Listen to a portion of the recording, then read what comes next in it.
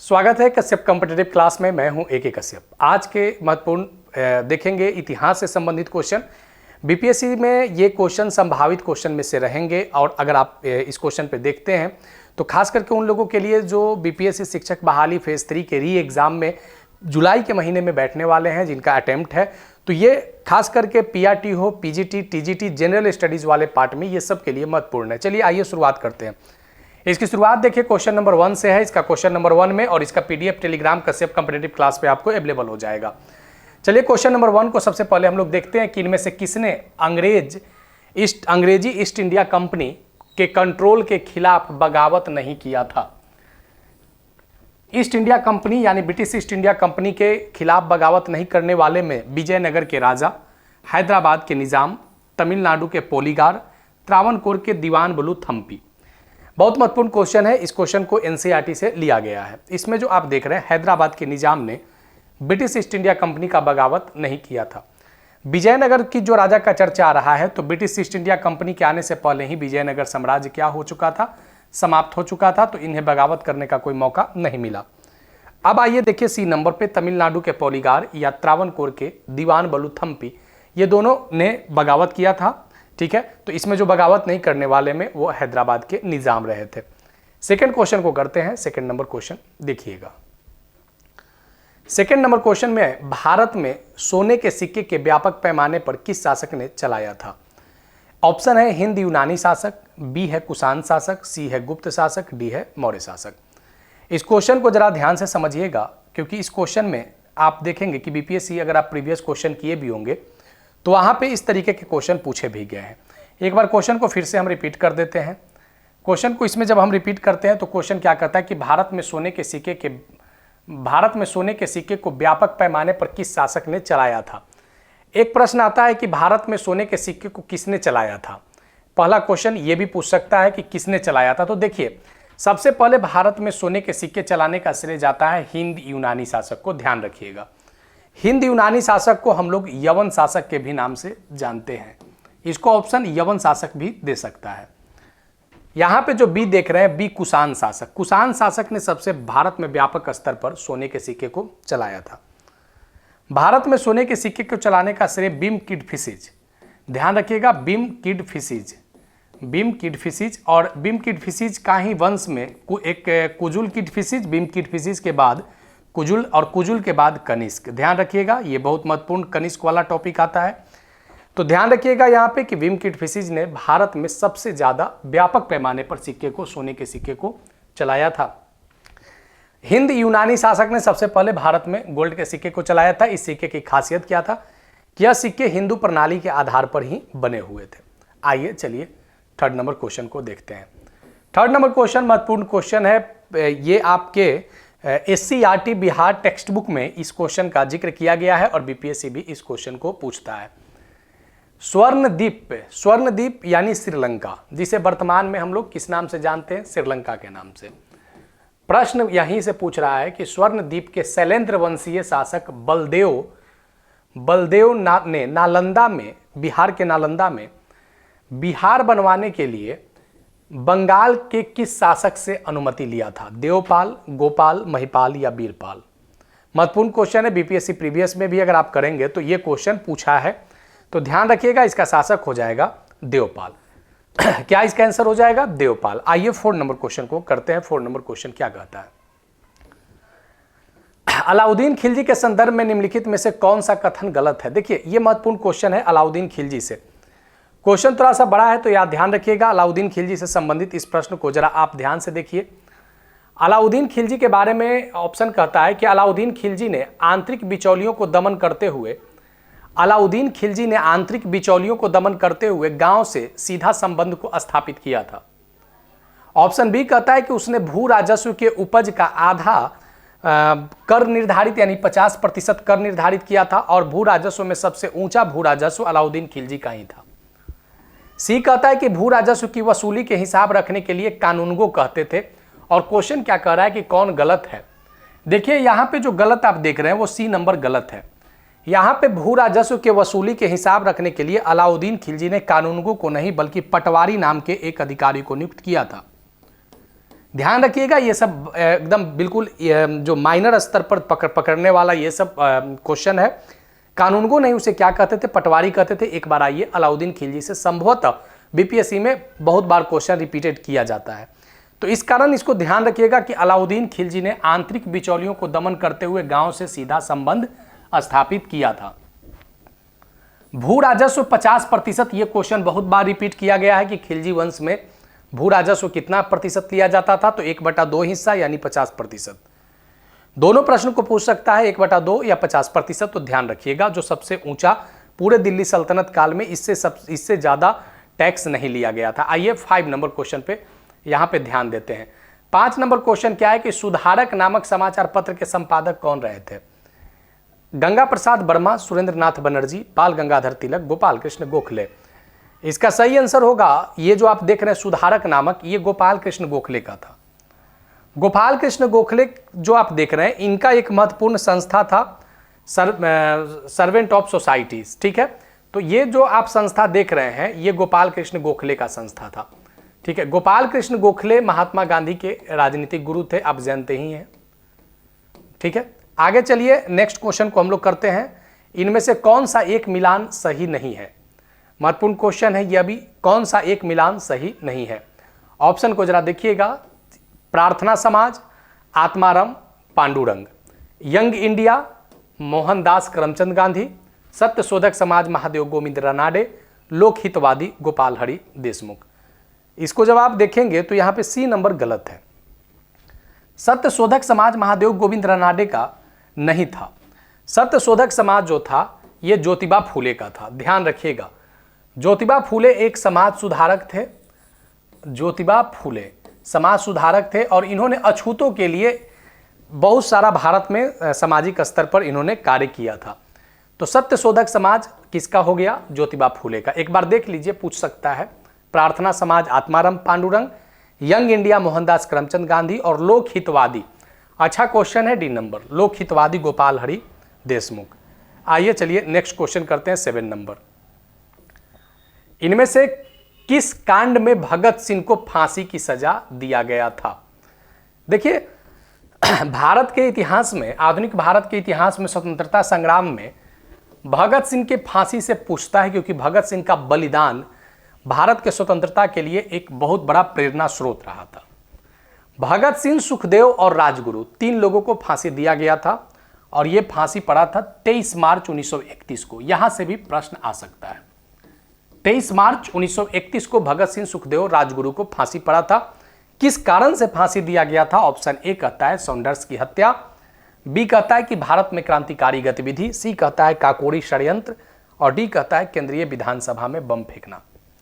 देखिए, इस बात को ध्यान रखिएगा कि भगत सिंह और बटुकेश्वर दत्त, यहां पे यह भी एक पॉइंट को देखिएगा।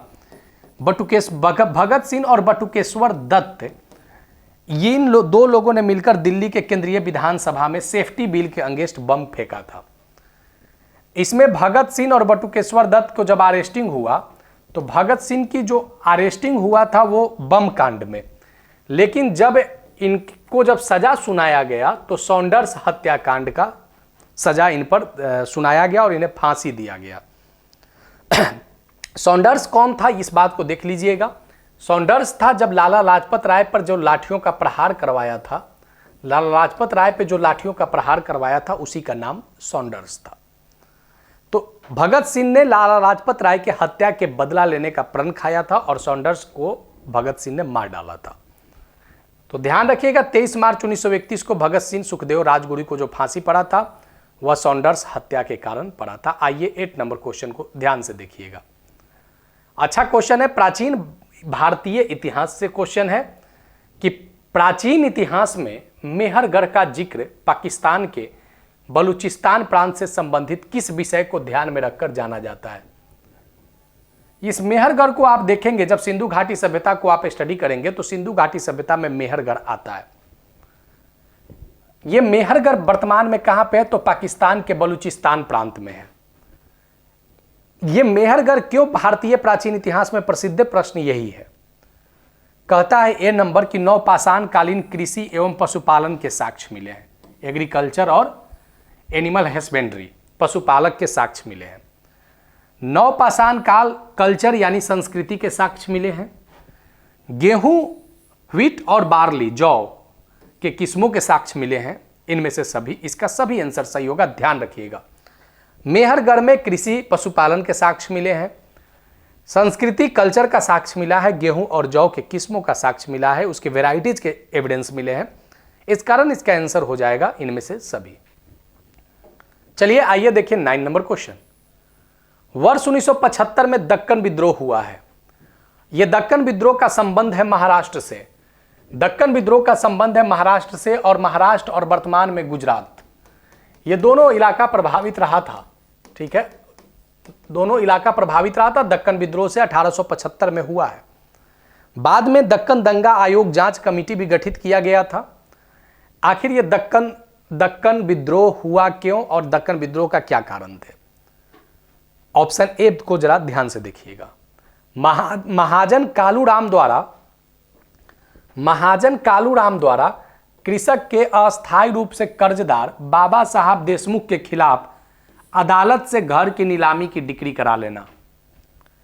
महाजन को ऊंची ब्याज दरों के खिलाफ अंग्रेजों की दोहरी नीति ए एवं बी। देखिए 1875 के दक्कन विद्रोह के 2 कारण थे। पहला कारण ए नंबर है। महाजन जो कालूराम के द्वारा एक कर्जदार थे जिनका नाम था बाबा साहब देशमुख। बाबा साहब देशमुख ने कर्ज लिया था किससे? कालूराम से। कालूराम को बाबा साहब देशमुख ने समय पे कर्ज नहीं दे पाए, तो ये जो आप महाजन कालूराम देख रहे हैं, ये न्यायालय चला जाता है और इनके मकान को ऑक्शन करा के, नीलाम करवा के डिक्री कर लेता है। ठीक है, यानी इनके मकान पर कब्जा कर लेता है कालूराम। तो वहां के लोगों में, जो जन समूह था, वहां के लोगों में एक विद्रोह की भावना आया। और ये कालूराम को क्यों नहीं कोई ब्याज चुकता कर पाता था? क्योंकि कालूराम ऊंची ब्याज दरों पर ब्याज देता था। दोनों इसका आंसर सही होगा, ध्यान रखिएगा। एक तो डेट तो याद रखते ही है दक्कन जांच आयोग का, लेकिन दक्कन जांच आयोग के अलावे आपको अब याद रखना है कालूराम और बाबा देशमुख को। कश्मीर का अकबर किसे कहते हैं? भारत में कश्मीर, और इस कश्मीर का अकबर किसे कहा जाता है? सिकंदर द्वितीय, शाह आलम, जैनुल आबदीन, इस्लाम शाह। अच्छा क्वेश्चन है, पूछा जाने वाले क्वेश्चन में से ये सब है। तो कश्मीर के अकबर द्वितीय जैनुल आबदीन को कहते हैं। ध्यान रखिएगा, कश्मीर का अकबर जैनुल आबदीन को कहा जाता है। आइए 11 नंबर क्वेश्चन को देखिए। गैर इस्लामी प्रथा को छोड़ने तथा मुसलमानों को अपने कर्तव्यों को पालन करने के उद्देश्य से हाजी शरियतुल्लाह के द्वारा इनमें से कौन सा आंदोलन भारत में स्थापित किया गया था? बनाइए इस क्वेश्चन को, ध्यान से देखिएगा किसका नाम आ रहा है? हाजी शरियतुल्लाह का। आधुनिक भारत के इतिहास में हाजी शरियतुल्लाह का जिक्र आता है। और हाजी शरियतुल्लाह किस कारण से इस आंदोलन को लिया था? कि जो गैर इस्लामी प्रथा को छोड़ने और मुसलमानों को अपने कर्तव्य को पालन करने के उद्देश्य से, यानी इस्लाम में बहुत से लोग इस्लाम के प्रथा को के अलावे वो हिंदू कल्चर को या क्रिश्चियन कल्चर को एडॉप्ट कर रहे थे। तो मुसलमानों को अपने कर्तव्य को याद दिलाने के लिए हाजी शरियतुल्लाह ने जो आंदोलन चलाया था वह फराजी आंदोलन था। बहुत बार क्वेश्चन पूछा जाता है अलग अलग कॉम्पिटिटिव एग्जामिनेशन में इससे। आइए 12 नंबर क्वेश्चन को देखते हैं। 12 नंबर,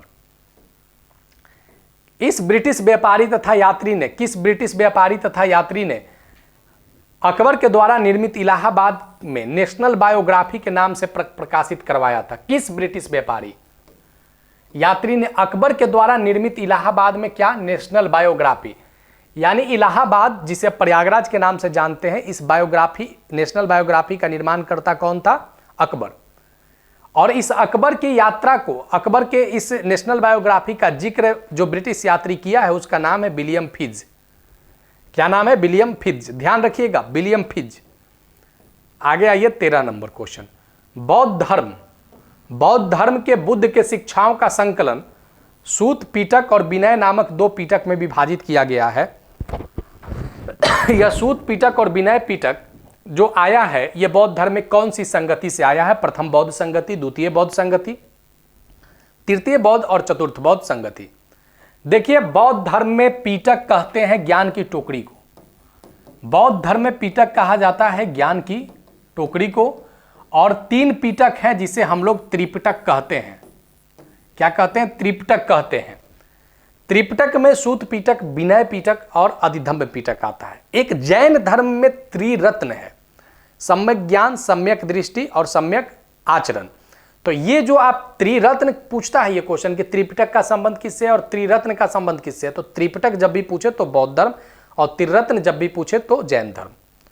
देखिए 2, यानी यहां पे एक पिटक का नाम है सूत पिटक और दूसरे पिटक का नाम है विनय पिटक। ये दोनों पिटक आया है प्रथम बौद्ध संगति से। बताइए प्रथम बौद्ध संगति कहां हुआ है? तो प्रथम बौद्ध संगति अजात शत्रु, थोड़ा सा यहां पे कर लेते हैं, अजात शत्रु के शासनकाल में राजगृह में हुआ है।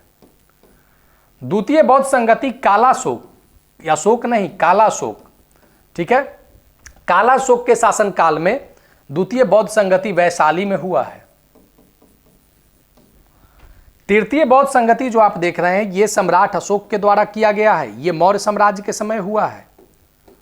और चतुर्थ बौद्ध संगति जो आप देख रहे हैं ये चौथी बौद्ध संगति कनिष्क के समय कश्मीर के कुंडलवन में हुआ है। ये 4 बौद्ध संगति बौद्ध धर्म में पूछे जाने वाले प्रश्नों में से रहते हैं। 14 नंबर, शेख बहाउद्दीन जकारिया इस्लाम के किस संप्रदाय से संबंधित रहे थे? इसका आंसर देखिए सुहारवर्दी, नक्शबंदी, सूफी, इनमें से कोई नहीं। इस्लाम में ये सभी क्या है? संप्रदाय है। और जो बहाउद्दीन जकारिया जो देख रहे हैं, शेख बहाउद्दीन जकारिया, ये सुहारवर्दी संप्रदाय से थे। सुहारवर्दी संप्रदाय इस्लाम धर्म का एक संप्रदाय है। आइए 15 नंबर क्वेश्चन को देखते हैं। भारत के किस राज्य में पहली बार नील की खेती से संबंधित विद्रोह को संचालित किया गया था? बताइए, महत्वपूर्ण क्वेश्चन है। भारत में पहला नील का विद्रोह कहां हुआ था? ऑप्शन है बिहार, बंगाल, मद्रास, उत्तर प्रदेश। इसका आंसर क्या बिहार होगा? नहीं, इसका आंसर बंगाल होगा। बंगाल जो आप देख रहे हैं यहां पे नील विद्रोह जो हुआ था ये आपके बंगाल विद्रोह से पहले हुआ था। इस नील विद्रोह का चर्चा कहां किया गया है? नील दर्पण में। इस नील विद्रोह का चर्चा कहां किया गया है? नील दर्पण में। और नील दर्पण जो आप देख रहे हैं ये किसकी रचना है? तो दीनबंधु मित्र की, ठीक है। अब यहां पे देखिए जो नील दर्पण आप देख रहे हैं ये बंगाल में नील विद्रोह हुआ था। बंगाल में दिगंबर भाइयों के द्वारा नील विद्रोह हुआ था। और ये नील विद्रोह जो आप देख रहे हैं बिहार से संबंधित जो देखते हैं नील की खेती से, 3 कठिया पद्धति 17:3 के रेशियो में जो खेती होता था। तो ये जो नील की खेती जो महात्मा गांधी बंद करवाए थे वो बिहार से संबंधित था। ये 1917 में हुआ था। चलिए आगे देखिए नेक्स्ट क्वेश्चन को। व्हाइट मैन्स बर्डन किसे कहा जाता है और किसने कहा था? डॉक्टर राजेंद्र प्रसाद, जयप्रकाश नारायण, सच्चिदानंद सिन्हा, पंडित जवाहरलाल नेहरू। इसका आंसर होगा ऑप्शन नंबर सी, सच्चिदानंद सिन्हा। चलिए आइए नेक्स्ट क्वेश्चन को देखते हैं। भारतीय राष्ट्रीय कांग्रेस के विषय में किसने कहा था कि वे साम्राज्यवाद से लड़ते भी थे और सहयोग भी करते थे? अच्छा क्वेश्चन है, स्टेटमेंट पूछा है। स्टेटमेंट क्या है यहां पे कि वो साम्राज्यवाद से लड़ते, स्टेटमेंट क्या है कि वो साम्राज्यवाद से लड़ते भी थे और उन्हें सहयोग भी करते थे, यानी उन्हें जिंदा भी रखते थे और उन्हें मरने भी नहीं देते, उन्हें मारते भी थे और जिंदा भी रखते थे। तो ये कथन था किसका? रजनी पामदत्त का। रजनी पामदत्त ने कहा था कि भारतीय राष्ट्रीय कांग्रेस साम्राज्यवाद से, यानी जो ब्रिटिश लोग हैं, ब्रिटिश कंपनी है या ब्रिटिश शासन है, उससे ये लोग लड़ते हैं, लेकिन जब वो कमजोर होता है तो फिर उसको सहयोग भी कर देते हैं। ये ध्यान रखिएगा, स्टेटमेंट रजनी पामदत्त का स्टेटमेंट रहा था। 18 नंबर क्वेश्चन पे आइए। भारतीय राष्ट्रीय कांग्रेस के पूर्ण स्वराज के अधिवेशन की अध्यक्षता किसने किया था? ऑप्शन इसका हो जाएगा पंडित मोतीलाल नेहरू, मौलाना अबुल कलाम आजाद, डॉक्टर राजेंद्र प्रसाद, सरदार वल्लभ भाई पटेल। देखिए इसका ध्यान रखिएगा, इसमें एक आंसर को हम कट करते हैं और इसका आंसर ऐसे हो जाएगा, ई नंबर ऐड कर देते हैं, पंडित जवाहरलाल नेहरू। पूर्ण स्वराज का जो मांग किया था वो पंडित जवाहरलाल नेहरू ने 1929 में मांग किया था। ध्यान रखिएगा, ये जो 1928 देख रहे हैं ये नेहरू रिपोर्ट था। यहां भी ध्यान रखिएगा 1928 में भारतीय राष्ट्रीय कांग्रेस की अध्यक्षता पंडित मोतीलाल नेहरू ही किए थे। 1929 में पंडित जवाहरलाल नेहरू जो पूर्ण स्वराज की मांग किए थे और 26 जनवरी 1930 को उसी आधार पर भारत ने पहली बार स्वतंत्रता का झंडा फहराया था। महात्मा गांधी के चंपारण सत्याग्रह से किसानों में कितनी प्रतिशत की राशि व्यापारियों से वापस पाया था? देखिए महत्वपूर्ण क्वेश्चन है। जब तिनकठिया पत्ती हुआ और जो टैक्सेशन को बढ़ाया गया था तो कितना प्रतिशत व्यापारी वापस लौटाए किसान को? तो 25%। ध्यान रखिएगा 25% महात्मा गांधी के कारण चंपारण के व्यापारियों ने किसानों को लौटाया था। आइए नेक्स्ट क्वेश्चन देखिए। चौकीदारी कर के नाम से बिहार में जिस आंदोलन की जागृति देखा गया यह किस राष्ट्रीय स्तर के आंदोलन के समय संचालित हुआ था? अच्छा क्वेश्चन है, ध्यान रखिएगा। चौकीदारी कर, जो ये चौकीदारी कर जब बिहार में संचालित हुआ था तो उस समय राष्ट्रीय स्तर पर कौन सा आंदोलन चल रहा था? तो उस समय आंदोलन चल रहा था सविनय अवज्ञा आंदोलन, सिविल डिसओबीडियंस मूवमेंट। वर्ष 1930 में यह शुरू हुआ था दांडी यात्रा से, इस कारण इसका आंसर हो जाएगा ऑप्शन नंबर सी। चलिए आगे आइए, नेक्स्ट क्वेश्चन को करते हैं यहाँ पे 21 नंबर। बिहार के किसान आंदोलन के सूत्रधार इनमें से कौन रहे थे? बिहार में किसान आंदोलन के सूत्रधार ऑप्शन ए है स्वामी सहजानंद सरस्वती, बी है कार्यानंदन शर्मा, सी है राहुल सांकृत्यायन और पंचानंद शर्मा, डी है इनमें से सभी। बिहार में किसान आंदोलन के देखिए सूत्रधार अगर पूछ रहा है तो इसका आंसर क्या होगा? सिंगल स्वामी सहजानंद सरस्वती। लेकिन स्वामी सहजानंद सरस्वती ने किसान आंदोलन का सूत्रधार किए थे, लेकिन इसे गांव स्तर तक, ग्रामीण स्तर तक, गांव-गांव तक पहुंचाने का काम कार्यानंदन शर्मा, राहुल सांकृत्यायन और पंचानंद शर्मा ने भी किया था। देखिए इसको इनमें से सभी भी कर सकते हैं, लेकिन ऑप्शन क्या कर रहा है? केवल सूत्रधार पूछ रहा है, तो स्वामी सहजानंद सरस्वती। 22 नंबर। बिहार और उड़ीसा वर्ष में किस कानून के तहत प्रांत बने थे? 1912 में बंगाल से बिहार और उड़ीसा संयुक्त रूप से अलग हुआ, लेकिन बिहार से उड़ीसा अलग हुआ 1936 में। बिहार और उड़ीसा दो अलग अलग प्रांत बने 1936 में, किस कानून के तहत? तो 1935 के भारत शासन अधिनियम, गवर्नमेंट ऑफ इंडिया एक्ट के तहत। चलिए आइए देखिए next question 23 number. Bihar socialist party का गठन इनमें से कौन शामिल नहीं थे? बिहार सोशलिस्ट पार्टी में गठन में कौन शामिल नहीं थे? गंगा शरण सिन्हा, बेनीपुरी, रामानंद मिश्रा, आचार्य नरेंद्र देव। इनमें से कोई नहीं, तो इसका डी हो जाएगा। नहीं पूछ रहा है तो इनमें से कोई नहीं, यानी सारे लोग शामिल थे। गंगा शरण सिन्हा शामिल थे, बेनीपुरी शामिल थे, रामानंद मिश्रा और आचार्य नरेंद्र देव। आचार्य नरेंद्र देव तो इसके अध्यक्ष ही रहे थे। बिहार सोशलिस्ट पार्टी जो अंजुमन इस्लामिया हॉल में जो स्थापित पटना में हुआ था, उसके ये अध्यक्ष रहे थे आचार्य नरेंद्र देव। 24 नंबर क्वेश्चन। आधुनिक बिहार के निर्माता के रूप में इनमें से कौन जाने जाते थे? आधुनिक बिहार का निर्माता, देखिए आधुनिक बिहार के निर्माता डॉक्टर अनुग्रह नारायण सिंह, डॉक्टर राजेंद्र प्रसाद, श्री कृष्ण सिंह, इनमें से सभी। तो देखिए डॉक्टर अनुग्रह नारायण सिन्हा, डॉक्टर राजेंद्र प्रसाद और श्री कृष्ण सिंह, ये सभी आधुनिक बिहार के निर्माता माने जाते हैं। ध्यान रखिएगा आधुनिक बिहार का निर्माता, ये तीनों लोग का नाम आएगा आधुनिक बिहार के निर्माता में। 25 नंबर क्वेश्चन देखिए, और ये आपका इस सेट का लास्ट क्वेश्चन है, और ये आपका कंटिन्यू इतिहास हो या साइंस हो, बिहार शिक्षक बहाली के एग्जाम तक आप कंटिन्यू बने रहिए और इसका पीडीएफ लेके सेट को करते रहिए। बहुत सारा आपका स्टेटमेंट से क्वेश्चन मैच करेगा। 1193 में नालंदा विश्वविद्यालय को नष्ट होने का जिक्र विस्तार से वर्णन पर्शियन इतिहासकार ने किया था। उस इतिहासकार का नाम बताइए। तो 1193 में नालंदा विश्वविद्यालय को जो नष्ट किया गया था, ये बख्तियार खिलजी के द्वारा। किसके द्वारा? बख्तियार खिलजी के द्वारा। और किस पर्शियन राइटर के द्वारा इस बात का जिक्र किया गया है? तो मिन्हाजुद्दीन सिराज के द्वारा। ध्यान रखिएगा मिन्हाजुद्दीन सिराज ने जिक्र किया है कि नालंदा विश्वविद्यालय को बख्तियार खिलजी ने नष्ट किया था। आगे चर्चा करेंगे नेक्स्ट टॉपिक में, नेक्स्ट सेट में मिलेंगे फिर नेक्स्ट वीडियो में। वीडियो अच्छा लगे तो लाइक और शेयर जरूर कर देंगे। बिहार स्पेशल शिक्षक बहाली से संबंधित हो या बीपीएससी 17वीं प्रारंभिक परीक्षा हो, ये सभी इंपॉर्टेंट क्वेश्चन है इतिहास से रिलेटेड। सब्सक्राइब जरूर कर लेंगे, अगर आपने सब्सक्राइब नहीं कर रखा है तो सब्सक्राइब करके टेलीग्राम चैनल पे भी आइए और वहाँ पे इसका पीडीएफ आप ले लीजिए। बहुत इंपॉर्टेंट क्वेश्चन है। फिर मिलेंगे नेक्स्ट वीडियो में नेक्स्ट टॉपिक के साथ। धन्यवाद।